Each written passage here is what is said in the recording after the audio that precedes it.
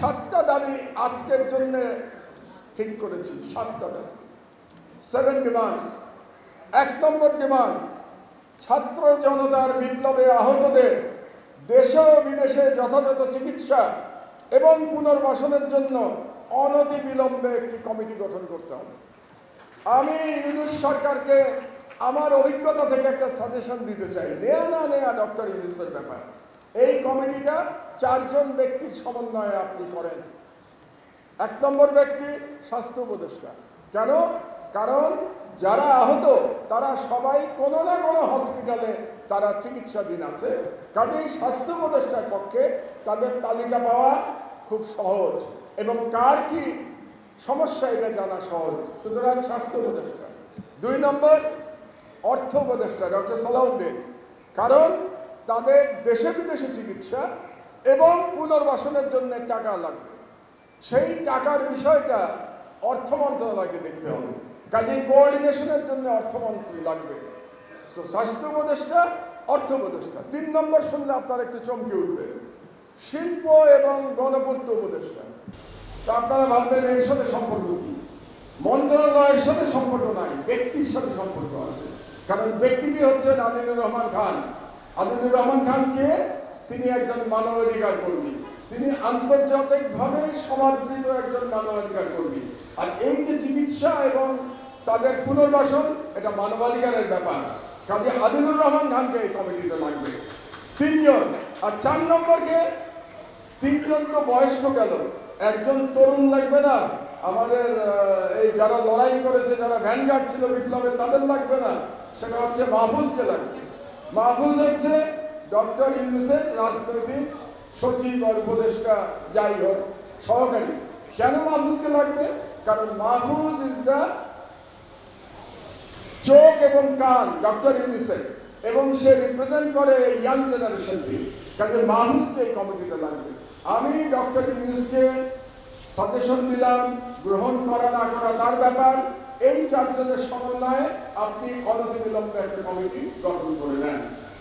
2 নম্বর, বাংলাদেশ ছাত্রলীগকে অনতিবিলম্বে এই সপ্তাহের মধ্যে একটি সন্ত্রাসী সংগঠন ঘোষণা করে বেআইনি ঘোষণা করতে হবে, নিষিদ্ধ করতে হবে।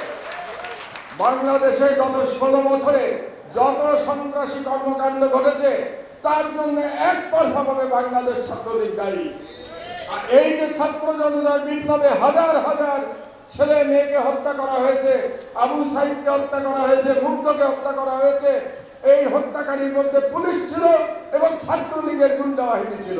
কাজেই ছাত্রলীগকে আমরা এই অনুষ্ঠান থেকে, আমার দেশ পরিবারের পক্ষ থেকে এবং সাংবাদিক সমাজের পক্ষ থেকে এই সরকারকে আমরা 7 দিনের আলটিমেটাম দিচ্ছি। 7 দিনের মধ্যে ছাত্রলীগকে সন্ত্রাসী সংগঠন করে নিষিদ্ধ ঘোষণা করতে হবে। অন্যথায় আমি সাংবাদিক সমাজকে মাঠে সাথে নিয়ে আমরা রাজপথে আন্দোলন শুরু করবো এই অ্যাকশন নেওয়ার জন্য।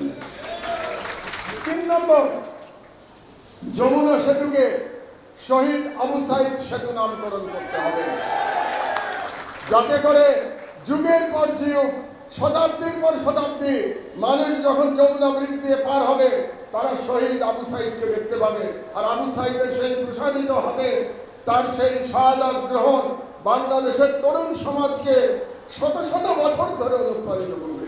এই জন্যে যমুনা ব্রিজকে অনতিবিলম্বে শহীদ আবু সাইদ সেতু ঘোষণা করতে হবে। 4 নম্বর, 2009 সালের পর থেকে ভারতের সাথে যে সকল চুক্তি সম্পাদন করা হয়েছে সেগুলোর প্রতিটি ধারা উপধারা জনসম্মুখে প্রকাশ করতে হবে, ট্রান্সপারেন্সি দেখাতে হবে, জনগণকে জানতে হবে ভারতের সাথে কি কি চুক্তি হয়েছে আমার।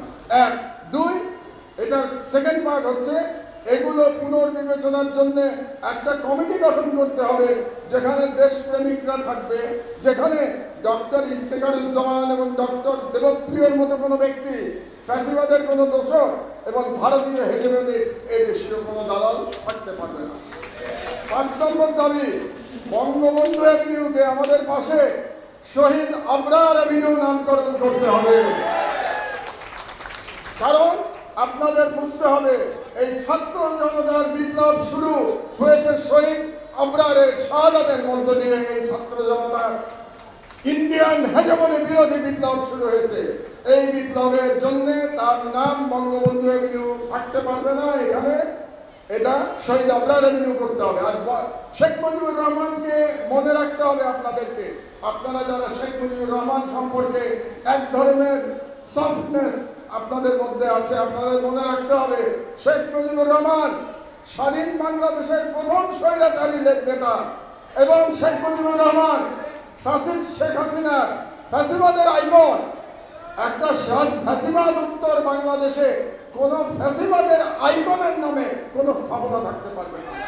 পরিষ্কার কথা আমাদের, শেখ মুজিবুর রহমানকে আমরা ফ্যাসিবাদের আইকন হিসাবে দেখি এবং এর জন্য যদি কেউ দায়ী থাকে সে শেখ হাসিনা নিজে দায়ী, কারণ 16 বছর ধরে সে শেখ মুজিবকে সর্বত্র ফ্যাসিবাদের আইকন হিসাবে প্রতিষ্ঠিত করেছে।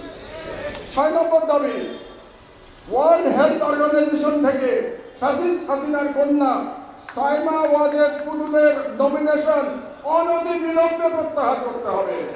কারণ এই পুতুলকে নমিনেশন দেয়া হয়েছিল জালিয়াতির মাধ্যমে প্রথমত, আর দ্বিতীয়ত অনেকে বলে থাকেন যে এটা তো ওয়ার্ল্ড হেলথ অর্গানাইজেশনের ব্যাপার, আমরা যদি নমিনেশন উইথড্র করি তাহলেও হয়তো তারা তার পদ থেকে সরাবে না। কিন্তু সেটা ভিন্ন প্রসঙ্গ। ওয়ার্ল্ড হেলথ অর্গানাইজেশন সরাবে কি সরাবে না এটা তাদের ব্যাপার, কিন্তু আপনি সরকার, এই বিপ্লবোত্তর ডক্টর ইউনূসের সরকার, আপনাকে সিগন্যাল দিতে হবে, মেসেজ দিতে হবে। এটাকে আপনাকে মেসেজ হিসাবে ধরতে হবে যে বাংলাদেশ সরকার পুতুলের নমিনেশন WHO-তে প্রত্যাহার করে দিয়েছে। এটা হচ্ছে আমার 6 নম্বর দাবি। নাম্বার 7, আমি এবার জেলে গিয়ে 2 জন ব্যক্তি যারা জেলে মারা গেছেন তাদের মৃত্যু নিয়ে এই 5 দিনে অনেক কথা শুনে এসেছি। বিগত ফ্যাসিবাদী সরকারের আমলে তারা মৃত্যুবরণ করেছেন, কিন্তু আমাকে জেল থেকে যেটা বলা হয়েছে 2 জনকেই হত্যা করা হয়েছে। এটা জেলের 90% কয়েদিদের ধারণা, যে আমি নাম বলছি আপনাদেরকে একটু পরে, যে 2 জনকেই ফ্যাসিবাদী সরকার হত্যা করেছে।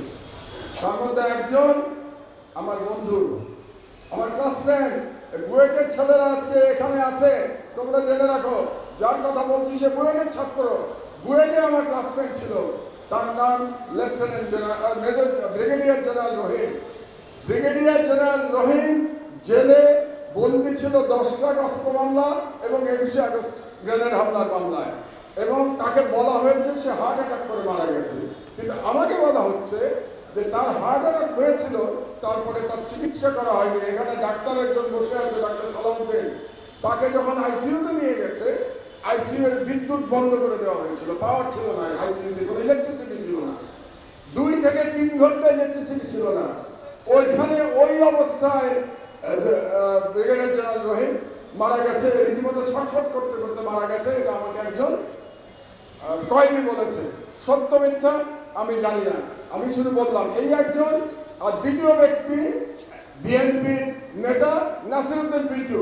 নাসিরউদ্দিন পিন্টুকেও বলা হয়ে থাকে রাজশাহী জেলে তাকে হত্যা করা হয়েছিল।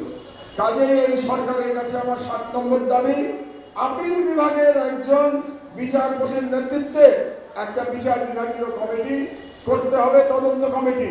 সেই কমিটির দায়িত্ব হবে সমস্ত কাগজপত্র পর্যালোচনা করে ব্রিগেডিয়ার জেনারেল আমার বন্ধু ব্রিগেডিয়ার জেনারেল রহিম এবং আমার ছোট ভাই নাসিরউদ্দিন পিন্টু তাদের মৃত্যুর তদন্ত করা। এই 7টি দাবি আজকে আপনাদের এই অনুষ্ঠান থেকে জনগণের পক্ষ থেকে আমি সরকারের কাছে বললাম। আমরা এই সরকারকে কিন্তু সহযোগিতা করতে চাই, আমি বারে বারে বলছি।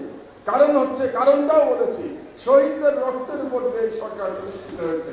কাজে সরকারেরও এমন কিছু করা উচিত না যাতে করে কোনো কারণে আমাদের আস্থায় ফাটল ধরে। আমি আশা করতে চাই ডক্টর ইউনূসের সরকার সফলভাবে তাদের সকল দায়িত্ব শেষ করে দায়িত্ব ইলেক্টেড গভর্নমেন্টের কাছে দিয়ে তারা চলে যাবেন। আমরা আশা করছি, এখনো আমরা আশা করছি।